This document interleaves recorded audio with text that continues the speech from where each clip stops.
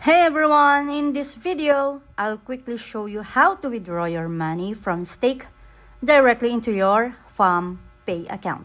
Super simple, and I'll guide you step by step so you don't miss anything. First, open your Stake account and log in. Once you're inside, head over to your profile and tap on Wallet or Withdraw. Stake usually lets you withdraw through crypto or bank transfer depending on your setup. Now, since FAMPay works as a UPI and card-based wallet, the easiest way is to connect it through your link bank account. So, in Stake, choose bank transfer and enter your bank details that are connected to your FAMPay account. Enter the amount you want to withdraw, double-check the account number, and IFSC code.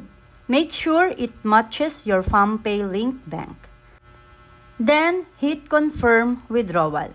Now, just wait. Withdrawals from Stake usually take a few hours to a couple of days, depending on your bank. Once it's processed, the money will show up in your FAMPay balance, and you can spend it directly using your FAMPay card or UPI. And that's it. You've successfully bridged the gap to get your money from Stake to your FAMPay wallet.